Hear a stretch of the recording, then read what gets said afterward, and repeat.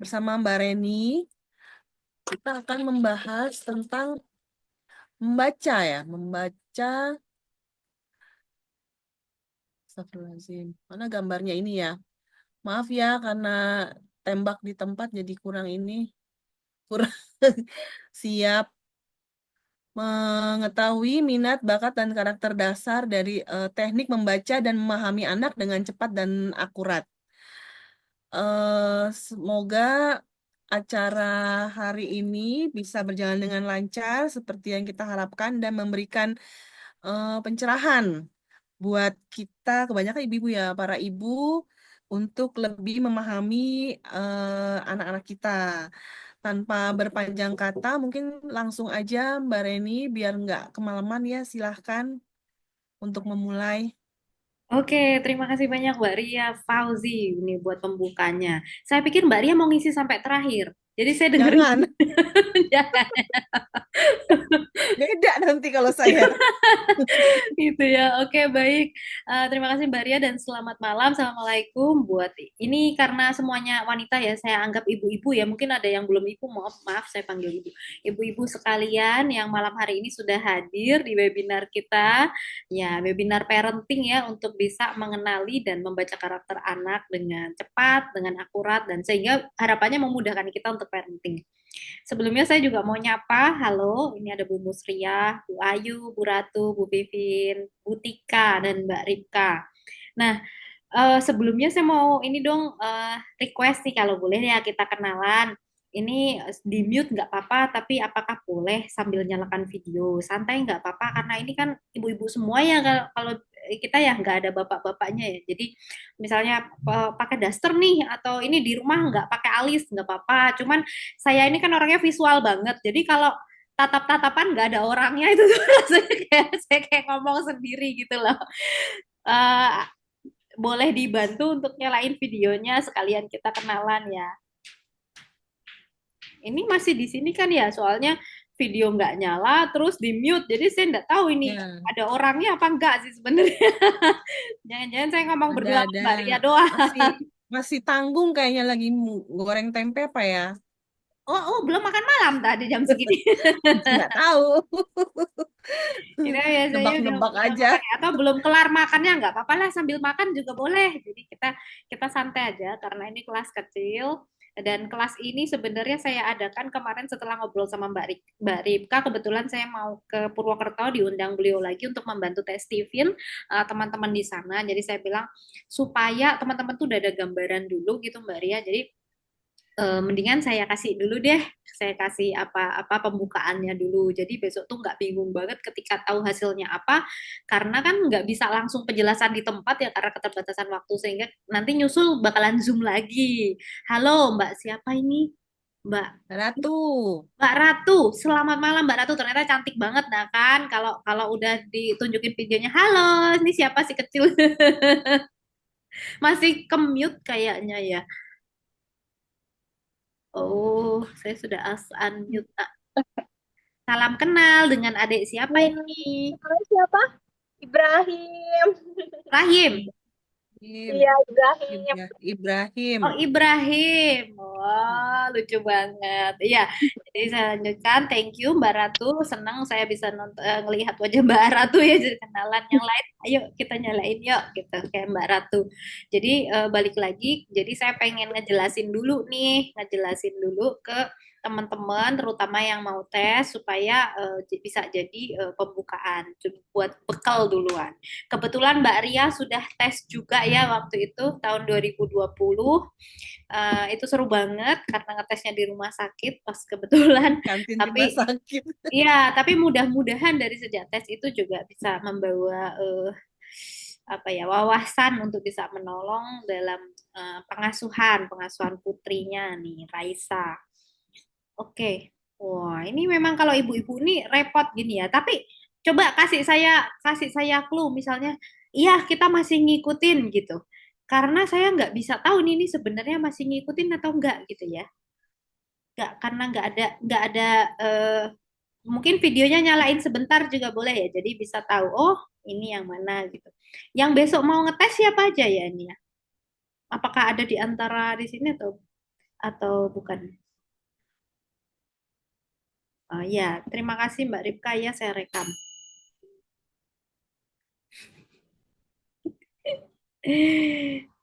Sambil saya share screen ya.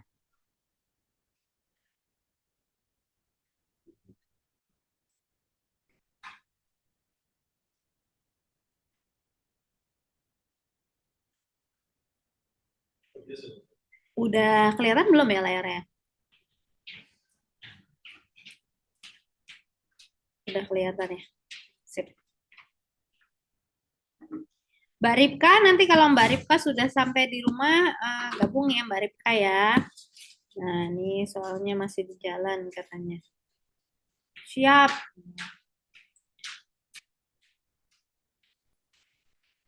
Oh, yang mau tes belum hadir. Oke, nanti kasih tahu saya ya yang mana ya. Oke, kalau gitu saya terusin dulu. Saya kenalan dulu ya. Nama saya Reni Artanti, saya adalah co-founder dari Excellency International. Kemudian kebetulan perusahaan kami bergerak di bidang training, coaching dan consulting. Kantornya ada di Jakarta Barat. Nah, cuman ini memang konsultansi untuk perusahaan ya. Ini beberapa klien kami antara lain yang sudah kami bina gitu. Dan selain itu saya sendiri juga seorang personal development trainer dan coach. Jadi lisensi saya dari mana? Dari Stephen Institute. Jadi dari sejak tahun 2018 saya sudah resmi menjadi Stephen License Trainer. Kerjaannya ngapain? Kerjaannya eh, ngetes gitu ya, personality test, kemudian juga memberikan gambaran dan arahan dari hasil tes itu bagaimana supaya kita itu bisa berkembang baik dari sisi individual, dari sisi parenting, dari sisi relationship dengan keluarga ya, dan khususnya suami, istri, anak gitu, dan juga dengan sekitar. Nah, terutama seperti itu. Oke. Nah, ini berhubung semuanya apa namanya mute dan semuanya tidak on cam, saya merasa tidak bisa berinteraksi ini sama sama yang hadir di sini. Apakah masih masih mau lanjut belajar atau mau dikirimin videonya aja nih ngomong-ngomong? Soalnya nggak kelihatan nih, maksudnya saya bakalan pengen tuh kita bisa tanya jawab, kita bisa ngobrol gitu. Jadi nanti sesuai penjelasannya itu dengan apa sih yang pengen digali sebenarnya dari ibu-ibu yang hadir di sini, maksudnya apa ilmu yang paling cocok gitu ya, karena namanya parenting itu kan ada berbagai macam hal ya. Masalah itu dari anak yang masih balita, kemudian SD, kemudian remaja dan dewasa itu tuh ada persoalannya sendiri-sendiri. Jadi akan lebih enak kalau misalnya bisa bisa ngobrol. Nah, ini Mbak Tika. Oh ya, thank you Mbak Tika sudah apa namanya? Benar, benar, Mbak Tika. Konfirmasi ya ada di sini gitu ya Mbak Tika malu-malu dan nyalain. Nah, aneka problem parenting ini belum semuanya ya, pasti banyak banget kalau di list ya. Jadi dari mulai kalau anak tuh suka tantrum, apalagi kalau ngambeknya di mall atau di jalan gitu ya. Pernah ketemu kan ya ada yang kayak gitu ya. Jadi pusing juga ngadepinnya. Eh, Kemudian ada yang kalau sudah pinter ngomong ya kebablasan, jadinya suka ngebantah. Awalnya masih kecil diajarin ngomong, pas sudah gede ngomongnya nggak berhenti, terus apa aja pokoknya ada alasannya lah, ada membantahnya lah. Halo Mbak Emi, selamat malam nih teman saya juga nih teman lama. Ini sudah ahli kok masih belajar nih luar biasa Mbak Emi, emang rajin banget orangnya. eh Kita lanjutkan ya. Terus juga kalau misalnya punya saudara ya sering juga ya sibling rivalry. Jadi artinya pertengkaran antara saudara, kakak adik. Nanti kakaknya beli boneka, terus adiknya sengaja dipamerin sama kakaknya. Adek, kakak punya boneka, tapi dipinjemin nggak boleh gitu ya, nangis berantem. Kalau Mbak Ria mungkin nggak mengalami ini pada saat ini karena Raisa sendiri ya, tapi mungkin banyak juga yang mengalami problem gini. Kalau enggak ya sama anak tetangga sih, nggak tahu dulu suka main atau enggak sama anak tetangga. Kemudian bisa jadi bohong gitu, nggak mau ngaku gitu kan. Ini udah mandi belum? Udah, padahal belum. Nah, ini masalah yang berikutnya ini kayak sejuta umat ya, kecanduan gadget ya, nggak sih? Gitu. Jangankan yang anak-anak, yang dewasa aja kecanduan. Nah, ini gimana sih caranya? Jadi apakah yang benar tuh harus gimana sih? Harus dibatasin jamnya atau harus jangan dulu sampai usia tertentu atau wah, Mbak Ripka sudah gabung. Halo. Nah, ini udah cantik udah kelihatan. Suaranya masih ini ya, nggak apa-apa, memang mau di mute ya. Kita lanjut dulu ya. Apakah kecanduan gadgetnya ini tuh dalam batas yang wajar atau tidak? Habis soalnya sekarang kan anak sekolah juga mesti harus pakai ya kan. Ujian aja anak saya pakai HP gitu. Jadi mau nggak mau ya kita nggak bisa melawan terus keberadaan gadget ini. Justru gimana caranya kita rangkul. Kemudian ada juga anak yang sikapnya agresif, ya, gampang emosi, gitu, temperamental, gitu kan. Terus juga ya nggak mau belajar. Aduh, pengennya main aja lah, nggak usah belajar gitu. Kenapa sih? Kemarin ada juga anak yang ini nih, dia saking kritisnya dia ngomong gini, eh kenapa ya sekolah itu nyuruh belajar terus merenggut childhood saya, merenggut masa masa keemasan anak-anak loh. Ngomongnya kayak gitu loh. Nah, padahal kan ya Mas memang harus belajar gitu. Wah, selamat malam Bu Agustin, nih teman juga nih join. Nah, dan lain-lain ya, aneka persoalan dan makin gede itu masalah akan semakin kompleks gitu.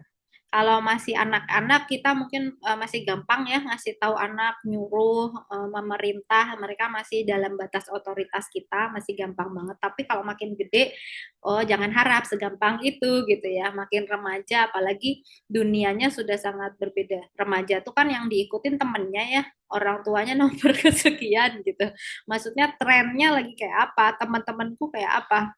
Kita udah ngomong berbusa, mereka nggak ngikutin, begitu tuh temennya yang bilang langsung kayak ini gitu loh, kayak oh iya bener gitu.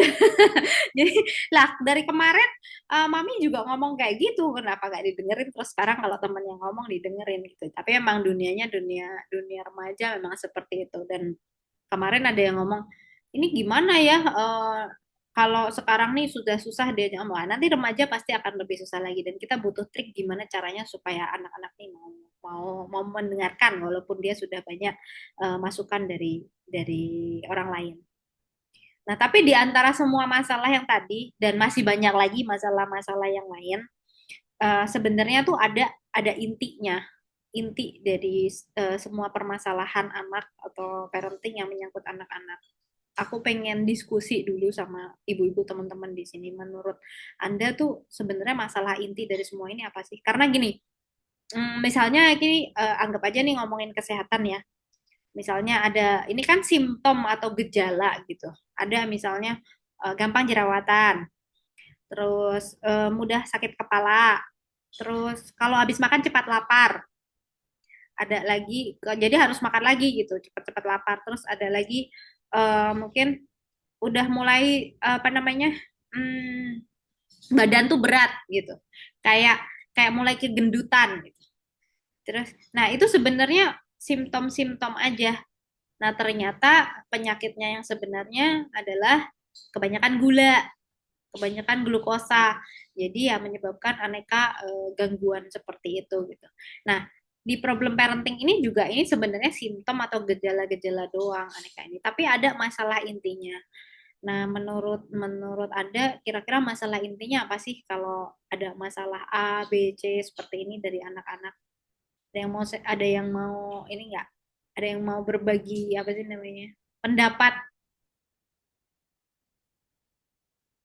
masalah inti. Jadi kalau masalah ini diatasi, maksudnya satu ini diatasi masalah inti, maka yang A, B, C, D problem-problem ini tuh solve gitu, terpecahkan semuanya. Gitu. Kira-kira tentang apa?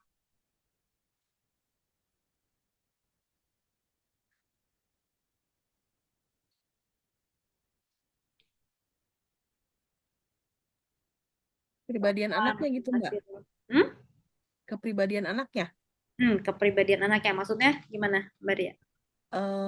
Ya dia maksudnya kepribadiannya gimana ya? Maksudnya mungkin karena dia anaknya suka persaingan, jadi bikin ribut mulu sama Itu tadi yang Hmm. Mbak Reni contohin kan kakak Karakternya adik gitu berantem ya, gitu. Iya. karakternya memancing keributan gitu.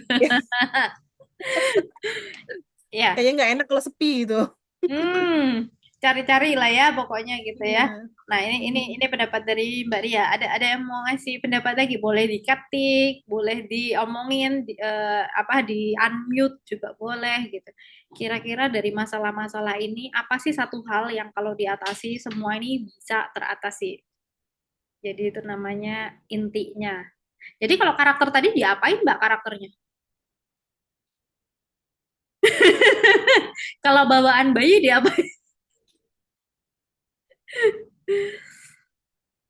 Nah, jadi di antara semua masalah ini, ya inti masalahnya sebenarnya adalah kita tidak mengerti cara bagaimana ketika kakak adik berantem gimana. Kenapa sebab tidak mau belajar? Kenapa agresif? Kita kurang skill ya parentingnya kurang kurang pembekalan ya jadi nggak bisa handle situasi seperti itu sehingga nggak sampai dasarnya ini Mbak Emi jawab hubungan orang tua dan anak. Thank you Mbak Emi. Ya hubungan orang tua dan anak memang apa cara untuk kita memperbaiki. Nah tapi masalahnya adalah kita tidak mengerti betul anak kita gitu, nggak ngerti sedalam-dalamnya karena kalau kita ngerti sedalam-dalamnya ya kita bisa tahu bagaimana memperlakukan saat berantem, saat bohong, saat kecanduan gadget, saat agresif, nggak mau belajar, nggak mau mendengar, dan lain sebagainya.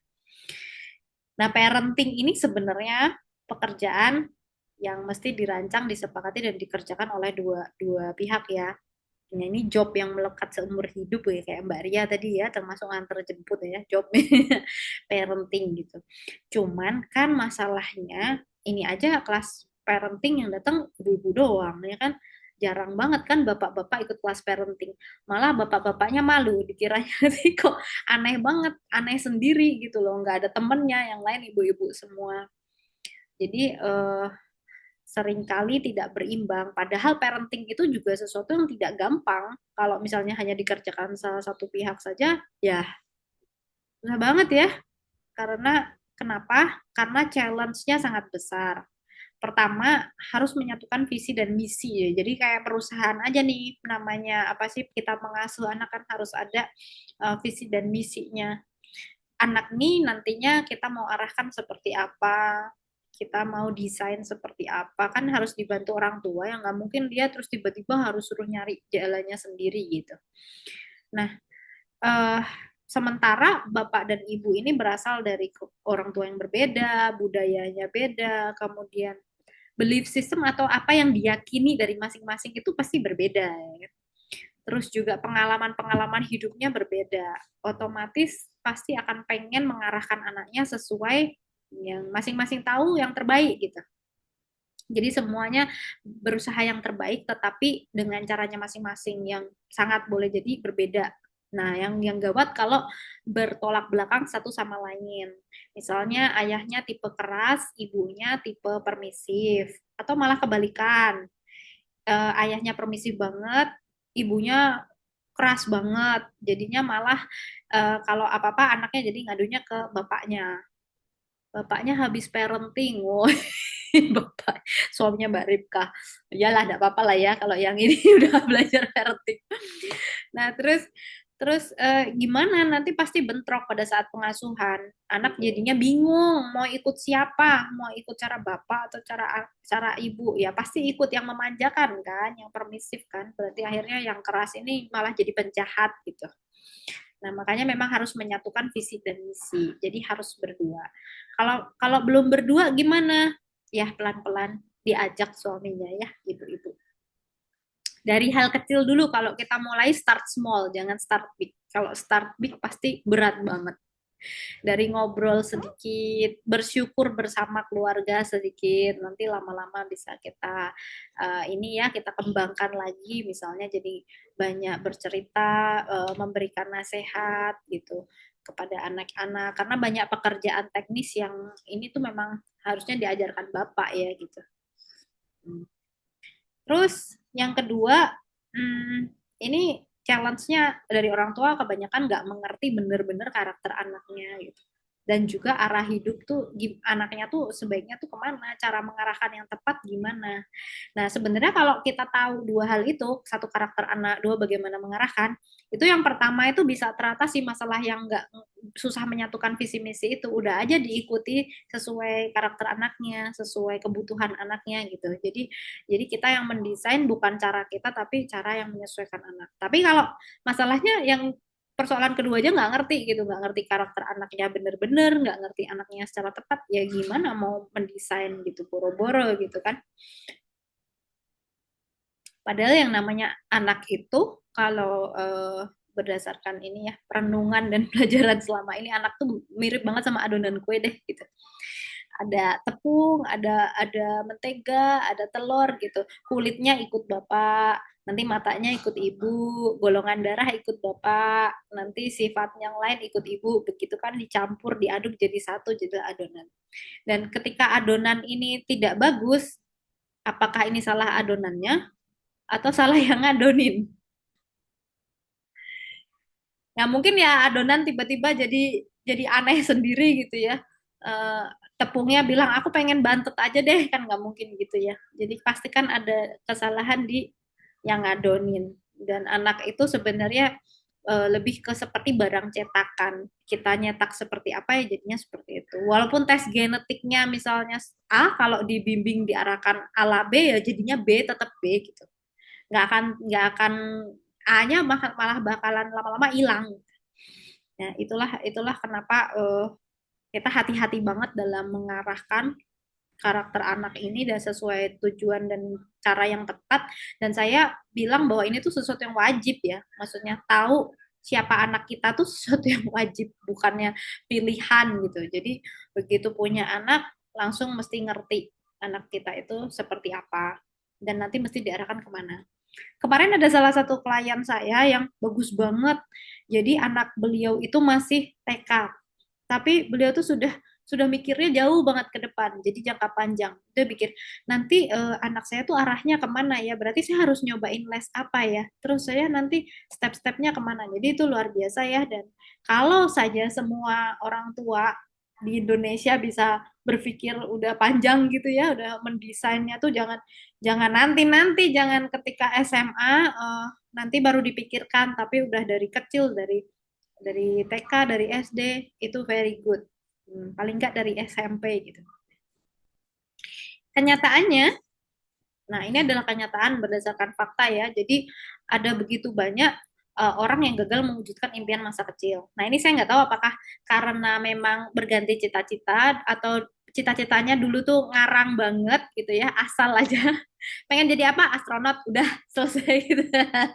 Terus habis itu pas gede, dulu cita-cita jadi astronot, ternyata jadi astronot tuh serem banget, harus pergi ke luar angkasa, mana berani saya gitu ya, ngaco gitu. Atau memang karena terlalu banyak hal yang mendistract sehingga cita-citanya itu gagal. Misalnya menurut orang tua tuh bukan cita-cita tuh kayak gitu, nggak oke gitu. Ada salah satu ini kebetulan mantan ini saya juga ya, mantan tim saya juga, staff saya juga. Ini jadi beliau ini tuh waktu kecil tuh sudah punya cita-cita tuh bagus tuh waktu remaja tuh. Cita-citanya adalah menjadi chef. Bagus ya. Nah, tapi ketika ketemu sama orang tua langsung dipatahkan gitu. Kenapa kamu mau jadi chef? Kayaknya kurang gagah deh. Lah bapaknya kan kebetulan anggota kepolisian gitu ya. Jadi pengen anaknya tuh juga pekerjanya tuh wah, mungkin ya yang gagah gitu, yang keren jadi polisi juga atau mungkin yang lain. Nah, jadi ketika chef itu chef itu nggak cita-cita laki-laki lah kayak gitu gitu. Jadi masih menganggap bahwa itu tuh tidak tepat itu. Pada akhirnya sampai besar tidak nggak pernah ketemu yang benarnya saya itu sebenarnya harus cocoknya kemana. Bahkan sesudah tes genetik pun yang itu tuh sudah terlanjur melekat gitu loh. Makanya kita sebagai orang tua memang harus hati-hati ya ketika ngomong sama anak ya. Maksudnya ketika kita ngomong itu tuh itu bisa menjadi label banget yang melekat buat anak, yang dipercaya anak bahwa dia tuh tidak pantas ada di situ gitu. Nah, itu ternyata ngaruh banget sampai dewasa, sampai bingung. Sampai sekarang usia 30 juga bingung ya, Mas harus kemana gitu. Nah, Nah, ini juga menarik, 87% anak SMA tuh belum punya cita-cita. Kalau dulu waktu kecil ditanya cita-cita jelas, pas sudah makin gede makin nggak jelas gitu. Mau jadi apa? Bingung gitu. Mau milih jurusan kuliah juga bingung. Saya sendiri juga ngalamin ya dulu ya, sebagai orang yang ngalamin banget. Pas mau SMA tuh, aduh mau kuliah kemana ya? Mau buru-buru di universitas apa, jurusan apa, nggak kebayang profesinya menjadi apa gitu. Nah, ini telat banget karena ya sudah waktunya, seharusnya tuh dari kemarin itu sudah harus dirancang. Nah, Mbak Emi juga sama. Nah, ini kayak sejuta umat deh. Makanya jangan kita ulangin deh ke anak-anak kita ya. Masa ya iya sih diulang-ulang gitu. Jadi jadi jangan sampai itu kejadian gitu. Harusnya memang paling idealnya tuh maksimum di SMP lah sudah tahu gitu. Kalaupun berubah ya nggak apa-apa berubah, tapi setidaknya sudah ada gambaran. Kenapa begitu? Karena untuk sukses itu butuh waktu, tidak bisa instan. Saya mau cerita sedikit soal anak saya yang sekarang masih di SMP kelas 9 ya, kelas 3.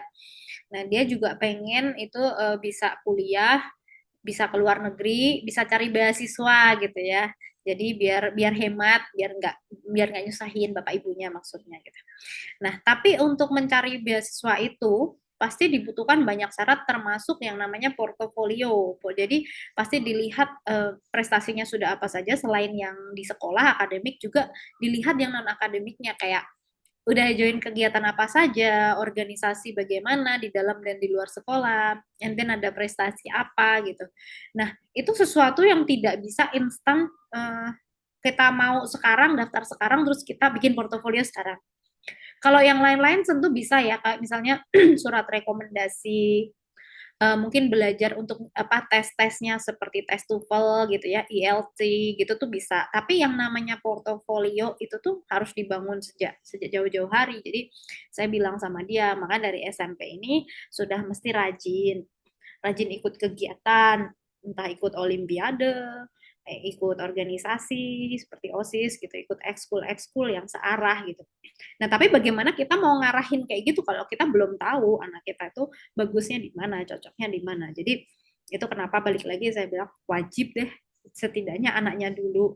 Nanti lebih bagus kalau orang tuanya juga tahu kayak Mbak Ria ya, sudah tes semuanya satu keluarga, very good, karena jadi lebih maksimal lagi, jadi ngerti komunikasinya tuh bisa bisa paham satu sama lain itu kebutuhannya seperti apa. Tapi balik lagi soal anak ini, waktu itu tuh nggak bisa kita instan, jadi kita mesti harus siapkan mereka sedari awal, mengikuti karakternya, bakatnya, cocoknya di mana, baru kita olah itu semua dengan kegiatan dan dengan ini yang cocok sama dia. Untuk apa? Nah, untuk membangun portofolio. Sharing sedikit ya, ini adalah CV anak saya. Jadi anak saya yang tadi, yang umur 14 tahun, itu udah saya suruh bikin kurikulum vitae atau riwayat hidup yang bentuknya sederhana. Jadi semua pengalaman dan kemampuan dia tuh sudah dia tuliskan gitu. Dan ini tentu saja kalau kita ngeliat, oh kok kayaknya kok cupu banget ya gitu anak-anak. Tapi ini dilakukan oleh anak yang masih 14 tahun gitu ya. Dan ini tujuannya bagus. Yang pertama supaya dia bisa bersemangat untuk mengikuti aneka kegiatan, dan dia bisa melihat kalau portofolionya sepi kan dia juga panik ya. Saya kok kayak nggak ngapa-ngapain nih, jadi hidup saya buat apa sih? Apa selama ini saya cuma tidur, makan, main gitu ya. Jadi ada tumbuh kesadaran, tapi dia jadi pengen mencari-cari kegiatan. Yang kedua ini juga melatih ya, sebagai sarana latihan dulu supaya dia terus mengupgrade diri, bisa memperbaiki portofolionya dari waktu ke waktu. Nanti kalau sudah ada yang lebih keren-keren lagi ya nggak semuanya harus ditulisin gini. Ini saya minta untuk tulisin dulu semua supaya dia juga merasa ada sense of achievement atau rasa oh saya aktif loh, saya berprestasi, saya bisa apa namanya mengikuti ini atau meraih ini gitu. Jadi dia juga membangun kepercayaan diri, dan nantinya ini menjadi bekal juga kayak tadi misalnya kayak mau ajuin beasiswa atau mau melakukan sesuatu hal gitu ya. Jadi ini bisa menjadikan gambaran tentang siapa dia. Nah, di portofolio ini sebenarnya kalau misalnya kita bedah lagi ya, ini sudah terarah ya, dia bikin terarahnya gini, ibu-ibu. Terarahnya adalah ini portofolio sesuai dengan kecerdasan dan juga karakter, kelebihan-kelebihan dari anak saya ya, namanya Aruna.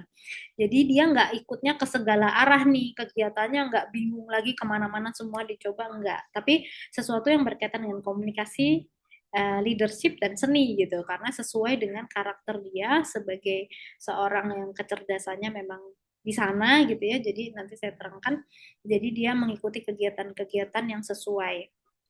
Nah, jadi menurut saya ini juga penting ya, karena kan tadi masalah waktu, kita butuh jam terbang, butuh waktu untuk bisa menjadi master, maka dengan mengarahkan dari sejak kecil ke kegiatan-kegiatan yang spesifik, maka itu akan membantu mempercepat supaya bisa ini ya, bisa berkembang sesuai yang diharapkan di field-field yang memang bagus di situ.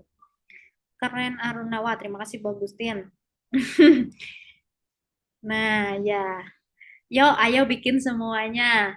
Nah, gitu. Dicatetin, dibikin, terus nanti diupdate. Ini sih ngupdate-nya nggak sering-sering banget, jadi saya minta 6 bulan sekali diupdate. Jadi 6 bulan sekali itu harus ada skill baru, harus udah coba hal baru gitu. Karena kalau enggak, lah CV aku nggak nambah-nambah gitu.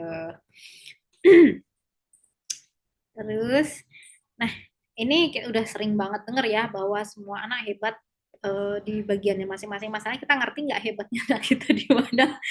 Dia sendiri suka bingung kan, anak-anak tuh aku bagusnya di mana ya. Jangankan anak-anak, orang dewasa yang kemarin saya interview udah lulus kuliah aja ditanya kamu hebatnya apa, ya bingung loh hebatnya apa. Kebanyakan orang tuh ternyata juga saya nyadar ternyata tidak gampang ya untuk ngomong saya kekuatan saya di mana, kelemahan saya di mana, bagusnya saya di mana, kurangnya saya di mana. Nah, ini kan berarti pengenalan akan dirinya tuh kan masih masih kurang banget gitu. Nah, gimana caranya mengoptimalkan diri kalau misalnya kenal aja enggak gitu. Ini juga yang saya sering ini ke Aruna, sering sounding, sering latih dari waktu ke waktu saya nanya, kayak sekarang kekuatanmu apa, kelemahanmu apa gitu. Jadi nanti juga misalkan 3 bulan lagi saya tanya, kok masih sama sih kelemahannya? Loh, kamu berarti nggak perbaikin ya kelemahannya, masih di situ-situ aja masalahnya gitu. Tapi kalau misalnya diperbaiki ya bagus, berarti nanti pasti kelihatan di situ progresnya. Nah, balik lagi seringkali kita nggak ngerti sebenarnya hebatnya di mana, anak kita juga belajar banyak hal tapi bingung sebenarnya yang paling bagusnya di mana. Karena yang namanya orang mempelajari sesuatu, mau nggak berbakat di situ, kalau dipelajarin terus juga pasti bisa ya kan. Jadi saya percaya bahwa sukses itu tuh terutama memang karena berlatih dengan keras. Tapi bedanya kalau berlatih dengan keras di hal-hal yang kita memang sudah berbakat, ya pasti lebih cepat dong gitu. Dibandingkan kalau kita memang nggak berbakat di situ, tapi kita latih banget ya bisa, tapi lebih lama gitu. Nah, tapi alih-alih kita tuh tahu siapa anak kita, siapa diri kita, malah kita salah paham gitu. Salah pahamnya bisa banyak hal nih, beberapa contoh kesalahpahaman. Yang pertama, kalau mager terus dikena tuduh, kena label sebagai pemalas. Nah, kalau ternyata anaknya anak tipe yang kecerdasannya perasaan itu tuh demen banget loh mager kayak anak saya. Tapi dalam hal tertentu dia malas, tapi di hal lainnya dia bisa hebat loh. Pasti kan orang pasti plus minus ya. Jadi kalau kita tahu jenis kecerdasannya apa, kita langsung ngerti. Oh, dan nggak melabel sembarangan gitu. Terus dibilang lagi suka ngebantah ngeyel. Kalau anaknya pemikir, anaknya logik, sudah pasti tukang ngeyelan kelas dewa gitu. Saya nggak tahu nih sama Raisa sama Mbak Ria ngeyel-ngeyel.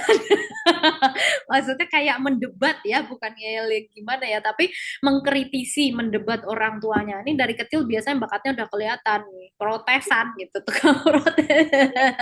Nah, pasti dibilang, ini sebenarnya anak kok ngebantah melulu. Sebenarnya enggak, dia tuh pinter, dia cerdas berpikir kritis. Tapi kan karena kita nggak ngerti, jadi kita melabel. Habis itu tukang main. Nah iya, anak yang kecerdasan motorik, sensorik emang demen banget main. Dia bahkan belajar aja seneng sambil main.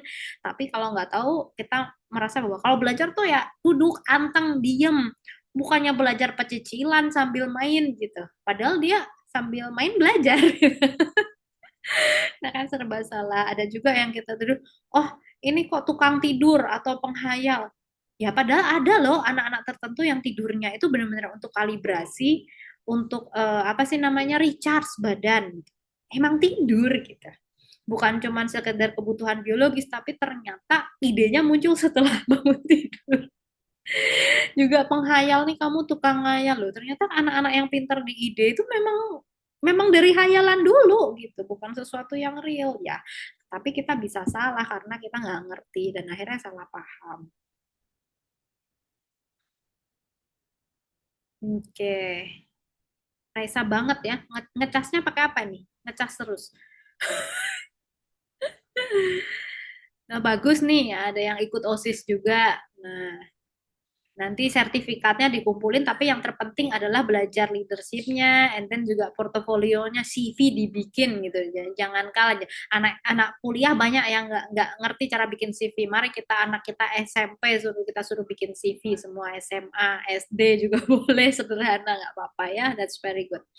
Nah, itu sebabnya kenapa saya, Mbak Ripka, Mbak Ria juga ini mengencourage teman-teman yang belum tes TVIN anak-anak untuk ngetes TVIN. Kenapa? Supaya tidak terjadi aneka kesalahpahaman dan supaya kita bisa mengarahkan anak sesuai sama hebatnya dia ada di mana gitu. Karena pasti kalau kita hebat di satu tempat, pasti ada lemahnya di tempat lain ya. Kayak misalnya Aruna kalau sudah pelajaran terus tiba-tiba dia senang banget prakarya nih. Dia senang banget prakarya, nilainya prakarya tuh paling bagus coba di rapot. Jadi bukannya matematika IPS prakarya dia perfect gitu bertahun-tahun. Tiba-tiba kemarin dia ngomong gini, aku kok tidak suka prakarya kali ini. Nah, ada apa gerangan nih? Aneh kali ya kan? Ternyata prakarya kali ini adalah pelajaran yang ada hubungannya sama coding.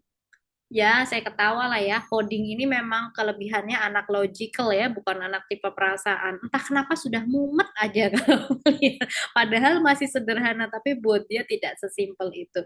Nah, kalau kita ngerti dari awal kan kita jadi nggak ini ya nggak stres juga kita bawaannya ya. Kamu kenapa sih gitu aja nggak bisa, mama bisa. Nah, kemungkinan kecerdasan kita terbalik sama anak kita. Apa yang buat kita gampang buat dia tidak gampang, tapi sebaliknya juga gitu, apa yang buat dia gampang buat kita tidak gampang. Bagi Aruna yang namanya ngomong dengan intonasi misalnya, dengan nada keras lembut, bisa berempati, itu tuh gampang banget. Tapi nggak semua teman-temannya juga juga seperti itu. Ada yang susah payah banget. Ini ngomong kok kaku banget gitu. Nggak ngerti harus berekspresi yang gimana. Ada juga ya, karena masing-masing ya punya kelebihan kekurangan. Makanya saya sarankan untuk tes TVIN.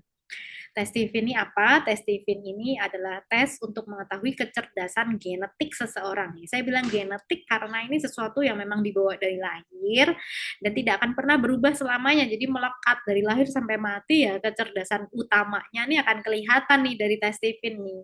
Nah, dari situ, dari kecerdasan utama ini kita akan bisa mengetahui begitu banyak informasi terkait karakter kita, karakter anak-anak kita gitu. Jadi apa sih yang menjadi kekuatan terbesar? Apa kelemahan terbesarnya? Apa cara termudah buat dia dan apa cara tersulit? Bagaimana cara memotivasinya? Bagaimana cara supaya dia itu bisa terus semangat? Bagaimana caranya supaya dia itu bisa happy hidupnya dan seterusnya. Nah, ini bisa diketahui hanya cuma dengan tes TVIN. Nah, banyak juga yang sering ini ya suka nanya sama saya, saya udah sering tes fingerprint, saya sudah tes fingerprint gitu. Nah, uh, sebenarnya kita agak rancu di sini karena apa? Fingerprint itu adalah cara ya, bukan nama tesnya gitu. Dan begitu banyak tes itu tuh menggunakan fingerprint. Kenapa? Karena murah, karena cukup dengan sidik jari aja dibandingkan harus pindahin mata, harus tes DNA dari rambut gitu kan, genetik ya, kayak DNA, maka pakai fingerprint. Tapi uh, bukan namanya tes fingerprint, tapi namanya tes TVIN gitu. Jadi banyak lah pasti yang akan menggunakan fingerprint. Dan fingerprint ini kenapa dipakai? Karena ini bukan ngasal ya, tapi memang fingerprint itu punya gurat-gurat goresan ini tangan ini terkait sama pola nyambung ke pola otak. Jadi sudah diteliti bahwa ini berhubungan. Jadi bisa untuk melihat bagaimana karakter otak dan hasilnya juga sekali seumur hidup itu tetap ya buat teman-teman yang udah ngetes mungkin bisa sharing juga. Hmm, nggak akan ada perubahan kecuali dari segi behavior atau diasuh gitu ya dengan lingkungan yang berbeda ya pasti jadinya berbeda. Wah, Ini masih banyak yang gabung ya. Halo, Bu Ica. Siapa yang doyan tidur ini? Mbak Emi? Oh. Oke, lanjut ya. Bagi teman-teman yang nanti mau tes Steven, putra-putrinya bisa kontak ke saya, ke Mbak Ripka gitu ya. Nah, kita lanjut. Jadi kenapa sih kok bisa ngelihat? Karena dari kecerdasan yang dominan ini kita bisa tahu kehebatannya itu sebenarnya anak kita ada di mana utamanya. Apakah di otak kiri atau di otak kanan atau otak tengah. Nih, kalau otak kiri itu kecerdasannya ada dua jenis ya, bisa kecerdasan memori, kecerdasan fisik, atau kecerdasan berpikir logis gitu. Jadi sensing atau thinking. Kemudian yang otak kanan nih bagian creativity dan perasaan. Ada otak kreativitas, I itu ya, I-nya disebut intuiting dan F-nya disebut feeling ya, namanya feeling ya perasaan ya. Ini orang-orang yang punya dikaruniai kemudahan untuk berhubungan dengan sesama manusia. Maksudnya gampang banget, nggak usah diajarin tuh mau deket mau ini tuh kok kok gampang gitu, nempel, nggak ada kaku, nggak ada ini segan. Dan satu lagi otak tengah. Nah ini seperti Mbak Ria nih, golongan manusia paling langka di Indonesia loh Mbak, jadi harus di ini ya dilestarikan. Loh memangnya badak bercula dilestarikan. Karena memang orang-orang insting nih di Indonesia paling sedikit ini orang yang serba bisa ya. Jadi kalau Raisa punya mama insting nih bersyukur banget karena mamanya tuh kayaknya semuanya bisa gitu ya. Memang tidak tidak yang spesialis banget, yang hebat banget gitu. Tapi ya semuanya bisa gitu. Jadi bisa sangat membantu saat cepat gitu ya. Nah, masing-masing mempunyai karakter spesifik. Terus ada lagi, nah kita nanti juga bisa melihat dari tes Stephen ini apakah seseorang itu tuh kalau dimotivasi itu tuh gampang apa sulit. Terus kalau gampang tuh lebih gampang dimotivasi pakai ancaman atau pakai ini iming-imingin hadiah gitu. Kalau saya sendiri orang yang senang diiming-imingin hadiah ya, jadi jadi kalau ada hadiahnya tuh udah apa apa deh yang bisa aku lakukan untuk mendapatkan hadiah itu udah kayak gitu. Tapi kalau diancam ya bodo amat gitu. Nah, tapi ada juga yang ya bebas kayak Mbak Ria ya, sebagai orang insting bisa pakai. Mbak Ria lebih suka apa? Lebih suka ancaman atau lebih suka hadiah atau dua-duanya mau? Ya, hadiah lah ya. Masa Oh diancam, iya, milih. siap, siap, siap. Milih hadiah boleh. Nah, saya mau bilang bahwa hmm, kalau nggak tes Steven gimana sih? Ya, saya ngomong ya nggak apa-apa, gitu. Nggak apa-apa, nggak. Walaupun tadi saya bilang pertama wajib gitu, tapi kalaupun ternyata saya memilih nggak tes, ya nggak apa-apa. Cuman ya risikonya ada risikonya ya, ya kita nebak-nebak aja sih selamanya gitu. Karena gini, saya pun sering salah loh kalau misalnya sekedar nebak tanpa ngetes gitu. Jadi saya suka ditanya, saya kira-kira apa ya Mbak? Saya bukannya bukannya bermaksud kamu harus tes supaya saya laku jualannya, nggak gitu. Tapi saya juga sering kali salah gitu. Kadang saya pikir sensing ternyata thinking. Nanti saya pikir feeling apa thinking ada yang ternyata feeling dan sebaliknya. Loh, itu berseberangan padahal gitu kan. Kenapa? Karena manusia itu paling besar 80% itu kan dipengaruhi lingkungan, pengasuhan kita. Ini sebabnya kenapa kenapa saya bilang hati-hati kalau kita nggak ngerti anak kita siapa, kita nggak ngerti kita siapa. Bener-bener bisa salah treatment, bisa bisa karena nebak aja masih bisa salah-salah gitu gara-gara apa, kalau pengasuhannya tidak tidak pas ya memang bisa jadi seperti orang lain gitu, feeling yang kok ketingking-tingkingan atau kebalikannya intuiting tapi kok kok malah kayak sensing sih, aneh banget gitu. Nah jadi kenapa kenapa ya sebaiknya sangat baik dianjurkan untuk ngetes dari kecil.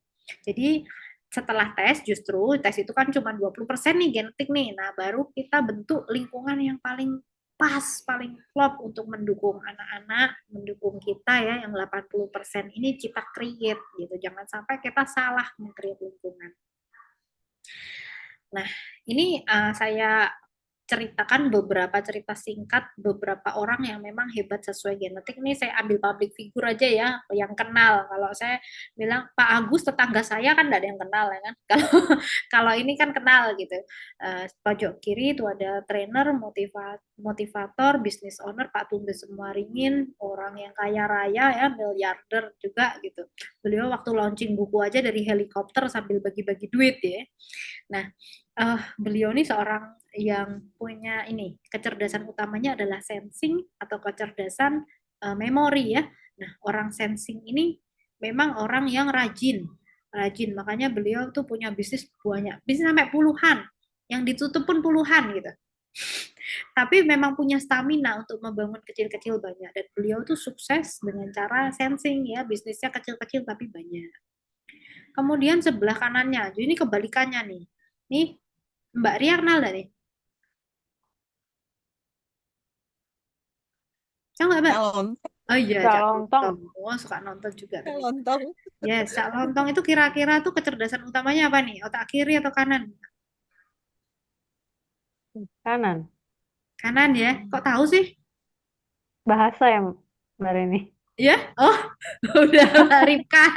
Oh, pantesan. Tak pikir Mbak Ria lo tadi, Mbak Ripka. Oh, dikasih contekan. Ya, otak kanan, otak intuiting ya. Jadi Oh, bener tebakanku ya. oh, nebak juga ya. Jadi gini, Tebak. orang intuiting itu orangnya tuh kalau bisnis beda lagi nih. Kalau bekerja kita ngomongin itu tuh senang yang eksklusif, yang luxury, yang wah. Ya ini walaupun sesama komedian ya kan stand up komedian juga ya. Tapi kan dia nggak pakai Iya. jaket hoodie kayak Raditya Dika ya.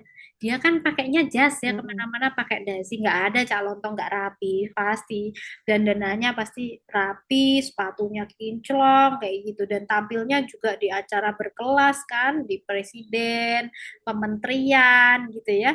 Jadi beliau ini tipe yang seperti itu tuh cara intuiting banget dan apa cara komedinya adalah memainkan kata ala orang intuiting, orang kreativitas. Jadi kata-kata dibolak-balik. Dia pernah bilang gini, bapak saya itu driver yang hebat, tapi kalau di rumah kalah. Bapak saya itu kalah, selalu disetir ibu saya. Loh, kan jadi bermain kata gitu. Lucu, rangger gitu. Nah, itu adalah cara-cara intuiting ya.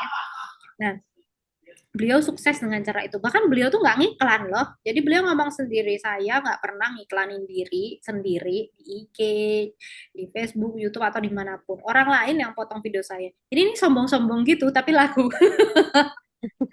Kalau kita menggunakan cara kita, misalnya ya cara kita intuiting terus kita bisnis pakai cara intuiting itu jauh lebih nyaman dan lebih potensi suksesnya lebih besar dibandingkan kita pakai cara orang lain. Dan kita kan nggak tahu cara orang lain gimana kalau kita nggak tes ya.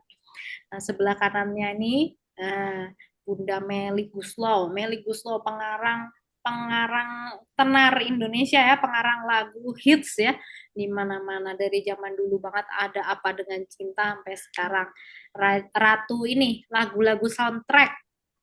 Nah, tapi herannya kalau nyanyi lagu sendiri jarang ngebum, jarang booming gitu. Tapi kalau orang lain yang nyanyiin hits terus. Ternyata beliau ini seorang feelingnya specifically hasil kecerdasannya adalah feeling yang ekstrovert. Jadi orang-orang yang memang kecerdasan utamanya tuh menjadi coach untuk orang lain. Jadi kehebatannya adalah menghebatkan orang lain. Nah ini seru banget nih, karena ternyata jalan suksesnya ada loh orang-orang yang nggak di tangan sendiri gitu. Tapi dengan cara mendukung orang lain, nah malah menjadikan orang lain itu sukses, maka disitulah letak kesuksesannya. Nah, jadi kalau Teh Meli Guslow ini udah tahu dari dulu, mungkin dia nggak nyanyi sendiri ya. Dia kasih aja lagunya ke orang-orang semuanya gitu. Ke Afgan, Rosa, dan seterusnya. Mbak Ria mungkin, Mbak Ria nyanyiin gitu. Nah, terakhir ini yang kayak Mbak Ria nih, insting nih, otak tengah kecerdasannya adalah Pak Helmi Yahya. Nah, kalau ngomong profesinya kan bingung kita, semuanya kayaknya dikeroyok ya kan. uh, Presenter iya, raja kuis iya, terus nyanyi bisa, nyalek bisa, jadi CEO bisa, nulis buku bisa, ya kan nggak ngerti apa yang nggak bisa tuh nggak ngerti gitu. Mungkin bikin puding kayak Mbak Ria bisa. Nah itu saya nggak tahu ya. Nah, belum pernah nanya. Tapi intinya adalah beliau serba bisa karena memang kecerdasannya serba bisa. Nah, kalau bayangkan kalau misalnya anak kita tipe insting gitu yang serba bisa, tapi kita nggak tahu, jadi nggak dioptimalkan nih. Nggak bisa banyak berkarya kemana-mana kan sayang banget ya kan, terbuang, percuma potensinya. Jadi talentnya terkubur. Nah, oh ini waktu saya ngetes Pak Tugis Semaringin ya hasilnya sensing. Sampai di sini ada yang mau sharing, ada yang mau nanya, ambil saya minum. Tadi ada yang nanya tuh Mbak Anissa, Oh iya, apa ya tadi? tes usia 2 tahun lebih juga udah bisa ya, sudah akurat gitu. eh Bisa 2 tahun, biasanya minimum memang 2 tahun, karena kalau sudah 2 tahun itu kebanyakan sih sudah bisa. Jarang sih saya ketemu yang 2 tahun yang masih nggak bisa, cuman cuman ada yang jelas, ada yang belum jelas, tapi rata-rata bisa, Mbak Anissa. Kalau akurat sama aja Mbak, asal kebaca pasti akurasinya sama. Jadi jadi nggak tergantung dari masih muda sudah akurat, kalau belum akurat, kalau sudah tua akurat nggak. Pokoknya asal kebaca akurasi sama. Ada lagi nggak yang nanya ya? Cuma deh ya. Belum lagi kita lanjutin. Hmm.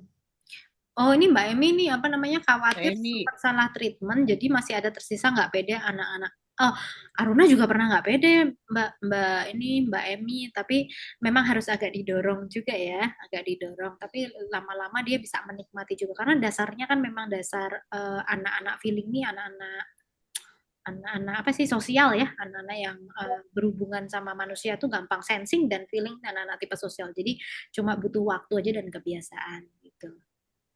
Intuiting lebih suka didengarkan daripada mendengarkan. Lebih suka didengarkan daripada mendengarkan. Eh, Tergantung ini dalam hal apa ya. Kalau dia dia maksudnya gini, kalau misalnya dia butuh arahan, tentu dia lebih senang untuk mendengarkan, mau mendengarkan. Tapi kalau dia masalah ide, pasti dia lebih pengen didengerin ya, pengen didengerin lebih banyak. Lanjut dulu ya. Oke, sekarang saya mau menjelaskan gambaran ini dulu ya, apa namanya? Mungkin nggak bisa detail banget di momen kali ini, tapi setidaknya ini gambaran besarnya dari yang masing-masing nih. Tadi yang saya bilang kecerdasan itu ada 5 yang utama. Nah, jadi saya jelaskan gambaran besarnya supaya gampang. Kita ngomongin yang ini dulu ya, yang otak kiri ini ada huruf S di kiri bawah namanya sensing. Sensing itu adalah kecerdasan panca indera. Yang namanya panca indera itu sesuatu yang bisa dilihat, diraba, bisa dirasakan, bisa dicium, ya, bisa dihirup gitu ya, namanya panca indera. Nah, ada orang-orang yang kecerdasan utamanya panca indera. Ini dibagi dua. Yang pertama adalah kecerdasan memori atau yang utama kecerdasan fisik.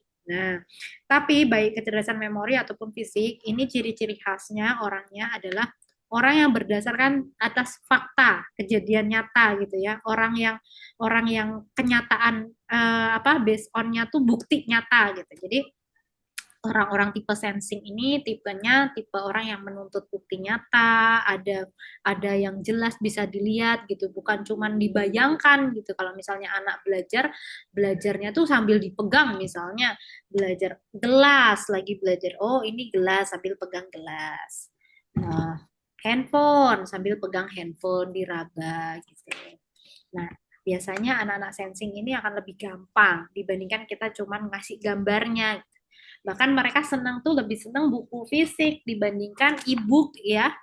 Kenapa? Karena bisa dipegang, bisa diusap, bisa dicium gitu baunya kertasnya dan seterusnya. Jadi tipe yang suka ya sesuatu yang nyata. Dan ketika mau apa-apa tuh mereka tuh butuh gambaran apa namanya apa sih tuntunan yang detail. Kalau belum pernah, jadi kalau misalnya uh, ngasih tahu, ayo adek gambar ayam misalnya, tapi ternyata belum pernah tahu apa itu ayam, maka dia nggak bisa cuma dikasih tahu yang itu loh, yang ada sayapnya, yang apa namanya, yang ada ininya, ada jenggernya, ada paruhnya gitu. Nggak bisa, jadi harus detail ngasih tahu. Oh itu di sininya ada jenggernya, di sini ada paruhnya, nanti kakinya dua, nanti ada sayapnya, harus detail gitu. Kadang kita mikir, ih kok gitu banget sih, harus iya karena dia belum pernah melihat, sementara kecerdasannya adalah memori ya kan, sesuatu yang sudah pernah dilihat gitu. Nah, biasanya orang-orang sensing ini orang-orang yang rapi, terjadwal, rutin, tidak suka kejutan, ibu-ibu, tidak suka terus tiba-tiba kayak Mbak Ria gitu kan. Mbak Ria kan tipenya spontan ya. Terus tiba-tiba kalau punya anak sensing nggak ada jadwal apa-apa, tiba-tiba, ayo sekarang kita ke Medan gitu. Wah, itu bisa panik banget tuh. Sejak kapan Mama punya rencana ke Medan? Enggak sih, pengen aja gitu, tiba-tiba aja. Nggak bisa gitu. Kalau anak sensing pasti suka ini. Dan mereka itu tipe yang tidak kreatif. Jadi ada anak-anak tertentu yang nggak bisa dipaksa untuk kreatif. Contohnya adalah anak sensing gitu. Kreatifnya dengan cara apa? Dengan cara meniru yang sudah ada, benar-benar tiru plak-plak-plak aja. Nggak usah kebanyakan ini karena bakal bingung gitu. Dalam semua hal begitu, Bu. Jadi kalau misalnya pengen bisa main badminton nih, tiru plek lah atlet badminton mana yang kira-kira kamu suka yang bagus. Pengen bisa bikin origami ya, ayo langkah demi langkah benar-benar dicobain yuk, dicobain benar satu persatu kayak gitu ya. Nah, mereka biasanya punya ingatan kuat, jadi kalau apa-apa biasanya suka diinget tuh. Ibunya pernah bilang janji mau beliin es teh 2 minggu yang lalu, tagih terus tuh kalau belum dibeliin. Sampai kiamat ditagih. Terus anaknya juga aktif ya secara fisik gitu. Ini biasanya tipikal yang suka dengan kepastian, yang nggak suka terlalu banyak variasi. Nah, kalau sensing ini kecerdasan utamanya sensing, maka itu tadi ya kreativitasnya yang tidak tidak ini tidak bisa diharapkan ya. Jangan disuruh kamu harus kreatif menciptakan sesuatu yang baru. Nah, baru itu apa? Nggak pernah ada di gambaran kepala gitu. Harus ada di gambaran di kepala. Oke. Terus kita lanjut ke tipe kecerdasan yang kedua, masih otak kiri nih ada dua nih, habis huruf S huruf T. Jadi ini Stephen nih gini ya, STIFEN, Stephen gitu. T ini adalah kecerdasan logika nih kebetulan seperti anaknya Mbak Ripka ya, Dedek Jehan sama anaknya Mbak Ria, uh, Raisa. Nah ini tipe kecerdasan logika. Nah ini juga kebetulan tipe ini adalah tipe otak kiri juga, tapi bedanya dia lebih utama bukan di panca indera tapi di logika. Makanya orang-orang anak-anak tipe thinking itu pasti kritis berpikirnya, pasti banyak yang dipertanyakan. Jadi kenapa begini, kan ada kan anak yang kenapa semua ditanyakan. Kenapa bumi itu bulat? Kenapa hujan itu turun nggak naik airnya gitu? Kenapa semuanya aja ditanyain kenapa gitu. Terus dia juga selain kritis, dia juga anak ya tipenya maunya masuk akal. Nggak bisa tuh dibilangin cuman nggak boleh gunting kuku maghrib-maghrib. Kenapa pamali? Aduh, apa itu pamali? Harus jelas gitu karena kalau gelap kamu bisa terluka sama gunting kukunya gitu. Terus nggak boleh ini ya kalau kalau sudah besar nggak boleh ngerokok. Kenapa nggak boleh ngerokok gitu? Udahlah, pokoknya tuh ngerokok tuh nggak baik untuk kesehatan. Kurang jelas loh, nggak baiknya kenapa gitu bahkan ditanya. Oh, karena rokok itu nanti ketika kamu hisap ininya ke paru-paru, paru-parumu jadi tertutup, nanti jadi banyak bisa penyakit kemana-mana gitu. Jadi harus kita jelaskan dulu. Artinya kalau punya anak tipe pemikir, orang tuanya harus pintar. Kalau kalah pintar dengan anaknya, nah pasti Anda akan mengalami kesulitan mengasuh dalam hal apapun. Betul, Mbak Ria? Tuh Mbak, Mbak Ripka tuh Mbak pertanyaan Ripka? anaknya tuh TK. Hmm, iya, mumet pasti ya kalau anaknya gini. Maka harus banyak belajar. Tapi bagusnya sekarang kan banyak ya, ada ChatGPT, ada Gemini, kita bisa nanya-nanya juga. Yuk kita tanyain hasilnya sama-sama yuk. Mama juga mau belajar nggak apa-apa. Nggak harus kita tampil sempurna terus, tapi ngarang. Mendingan kita jujur. Karena orang thinking ini juga seneng yang belak-belakan ya, apa adanya. Jadi nggak baper ngomong ya udah belak-belakan apa adanya gitu. Tipe yang objektif gitu dan rasional. Biasanya anaknya tuh cuman kalau di sekolah tuh seringkali masalahnya adalah temannya sedikit, nggak terlalu nggak rame ya, nggak banyak bicara gitu. Banyak berpikir sedikit bicara. Jadi seringkali suka gini, ayo berteman, ayo ngobrol, padahal dia merasa kalau temennya nih obrolannya nggak penting ya nggak berbobot ngapain gitu, kayak hemat suara aja sih gitu. Tapi bagusnya adalah mereka tipe yang sangat mandiri, tidak menyek-menyek ya. Jadi sebenarnya nggak dimanja-manja banget itu bisa bagus. Yang penting dikasih tanggung jawab. Nah, itu adalah dua tipe otak kiri. Ini ada chat apa nih? Sebentar, saya baca dulu. Apa nih pertanyaannya? Kenapa manusia diciptakan untuk apa hidup di dunia? Pertanyaan Pastekana nih kalau anak thinking gini ya, nanyanya pasti hal-hal yang berat ya.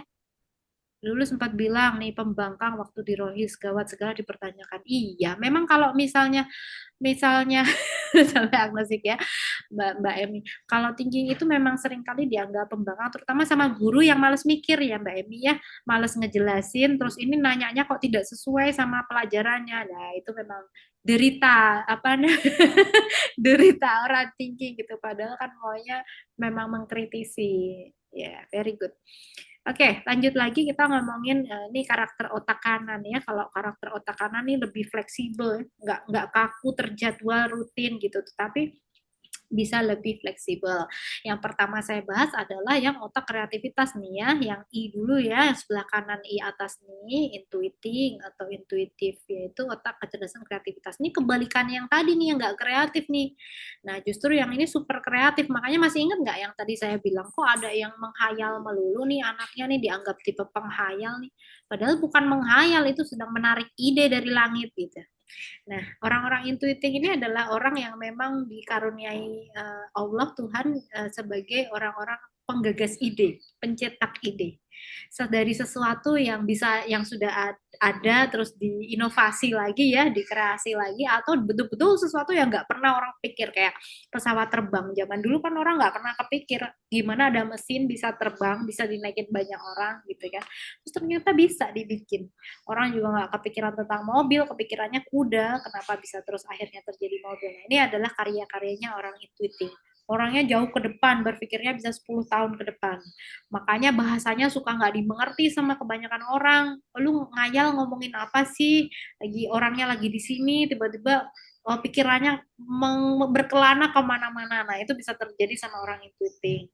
Biasanya kalau ngomong dari A, B, C, udah tuh D balik lagi ke A lagi. Ya, bulat di situ ya, kemana-mana ya. Memang orangnya ini fleksibel kemana-mana.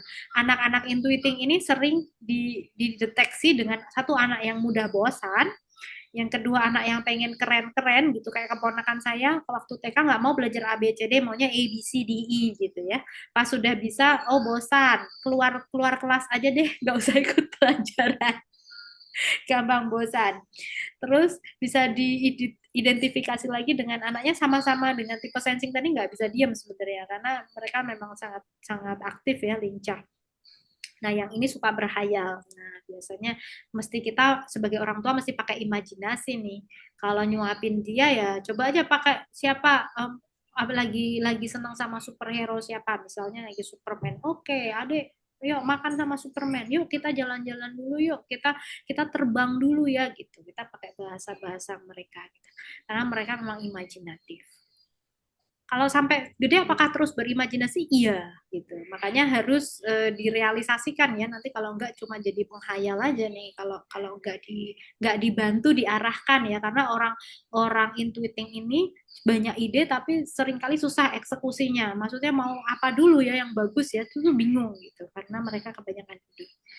Terus otak satu lagi nih kecerdasan dominan ya yang kita bisa pelajari dari manusia. Yang keempat ada yang F atau feeling, ini kecerdasan perasaan. Perasaan ada kecerdasannya, ada.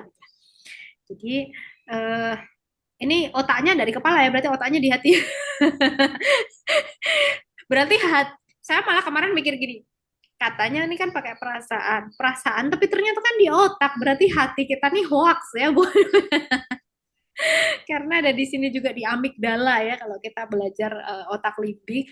Nah, ini kebalikannya dengan tipe thinking atau T yang pemikir tadi. Kalau ini kerjaannya tidak mikir mulu tapi merasa melulu gitu ya. Sedikit-sedikit dirasain. Ada orang diem aja jangan-jangan jangan kenapa ya salah salah aku apa sama dia ya padahal sakit gigi gitu. Jadi kayak nggak ada apa-apa tapi saking sensitifnya kan pekanya jadi kayak jangan-jangan tadi aku ada salah ngomong padahal enggak gitu. Nah, ini orang-orang feeling. Orang yang banyak bicara ya, sedikit berpikir sih sebenarnya malas mikir gitu, tapi keahliannya memang ngomong. Jadi kalau suruh ngomong suka nggak ada capeknya. Itu juga membuat orang tuh gampang deket, gampang merasa akrab sehingga dia juga pandai mempengaruhi orang lain, pandai persuasi, pandai membujuk gitu ya dan bisa memimpin, bisa juga mengcoach orang untuk apa namanya mementori orang gitu. Itu tuh cocok karena memang bakatnya di sana. Nah, ini anak-anak yang feeling ini kalau disuruh matematika yang pusing-pusing, angkat tangan. Disuruh coding kayak tadi kayak anak saya belum belajar aja udah pasti ngerasa kayak aduh ini apa sih mumet kali gitu. Tapi kebalikannya kalau anak thinking yang tipe pemikir bakal senang banget ya karena masing-masing punya plus minusnya di sini. Nah, balik lagi nih karena tipe kecerdasannya perasaan pasti juga mengandung yang namanya mood ya, sensitif gitu. Jadi kalau kita tahu anak kita kok manja ya, kok sukanya peluk-peluk, sayang-sayang, dimarahin dikit keluar air mata, nangis ya. Coba dites apakah anak feeling, jangan-jangan kalau anak feeling mah jangan dibentak, Bu, Pak. Itu seumur hidup terkenang-kenang itu bisa lukanya tuh lebih besar dibandingkan yang lain gitu. Kalau misalkan buat anak thinking, sudah selesai gitu. Buat anak feeling tuh bisa membekas gitu ya. Karena memang ini perawatannya secara hati harus lebih lebih hati-hati gitu. Nah, tapi bagusnya apa? Bagusnya sangat empati, bisa jadi teman, dewasa gitu ya. Dan dia bisa mengerti orang lain. Terakhir, kecerdasannya ada satu jenis kecerdasan lagi yang otak tengah yaitu insting atau si serba bisa. Ya, artinya orang insting ini punya semuanya ya. Ada sensingnya, ada thinkingnya, ada pemikirnya gitu ya, ada panca inderanya, ada kreativitasnya, ada perasaannya, serba bisa semua. Tapi ya karena dibagi rata, dibagi banyak hal, maka tidak ada yang dominan banget gitu. Nah, kecenderungannya kemana ya tergantung pengasuhan orang tuanya. Kalau orang tuanya sensing ya bisa ke sensing-sensingannya lebih banyak. Atau orang tuanya intuiting ke intuitingnya lebih banyak. Dan selain itu dipengaruhi sama golongan darah juga ya ibu-ibu ya. Kalau golongan darahnya apa itu juga mempengaruhi kita. Nah, jadi itu adalah jenis kecerdasan yang kita bisa ketahui dan kita bisa pakai untuk mengarahkan anak kita karena detailnya banyak banget dan saya pasti akan menjelaskan ya kalau misalkan Anda sudah tes gitu jadi lebih gampang untuk ngarahinnya sesuai hasil tesnya sekaligus kita bisa mencocokkan misalnya udah tahu tesnya ini nih anak ini kelemahannya ini nih kekuatannya ini masalah sama dia yang saya hadapi sebagai orang tua itu tuh spesifiknya ini gimana ya supaya saya bisa naik level menyelesaikan masalah ini nah itu bisa konsul sama saya kalau misalnya sudah tes gitu ya jadi lebih spesifik. Nah, ini tadi yang saya ceritakan ya, yang masalah Anda juga bisa diketahui nih dari tes ini lebih termotivasi dari dalam diri atau lingkungan. Karena kalau orang-orang yang termotivasi sama dalam diri itu biasanya nggak banyak pengaruh lingkungan itu bagusnya apa? Bagusnya nggak banyak pengaruh lingkungan. Tapi minusnya apa? Minusnya kalau diri sendiri nggak tergerak susah gitu. Mau ngasih tahu tuh kayak lebih lebih berat gitu, lebih lebih lebih susah ya, lebih bebal gitu ya. Tapi kalau orang yang lebih banyak dipengaruhi lingkungan ya bagusnya apa lebih bisa ngikut sama lingkungan jeleknya apa kalau ketemu lingkungan yang jelek ya sudah wassalam ya sudah pasti bubar gitu. Nah, orang-orang yang lebih banyak dipengaruhi oleh dirinya, menurut hasil tesnya, maka dia akan lebih cocok memotivasi diri dengan ancaman atau sesuatu yang nggak enak, sesuatu yang pain, yang menyakitkan. Nah, sebaliknya kalau yang banyak dipengaruhi lingkungan, ya cocoknya justru diiming-imingin hadiah, diiming-imingin reward, pleasure, gitu. Kalau kita salah cara, maka ya tidak termotivasi akibatnya seperti tadi saya bilang saya kan pernah ceritakan saya kalau diimingin hadiah saya semangat pokoknya kejar sampai hadiahnya dapat. Tapi kalau cuma diancam aja, ya terserah lu gitu. So what kalau diancam karena memang bukan tipe ancaman. Jadi nanti ini bisa digunakan nih untuk strategi memotivasi anak-anak pas belajar, pas kita pengen dia melakukan sesuatu untuk lebih baik. Nah, cocoknya kita apain nih? Kita ancam atau kita kasih iming-iming hadiah untuk memotivasi gitu. Hmm. Bisa jadi nggak mam dalam satu keluarga ayah ibu anak semua beda hasil tes otaknya. Mbak Anissa bisa bisa beda semua, bisa sama semua, bisa tidak ada hubungannya gitu ya. Jadi kayak saya pernah ngetes satu keluarga itu hasilnya feeling extrovert semua. Itu itu menakjubkan karena artinya itu keluarga baper semua. Jadi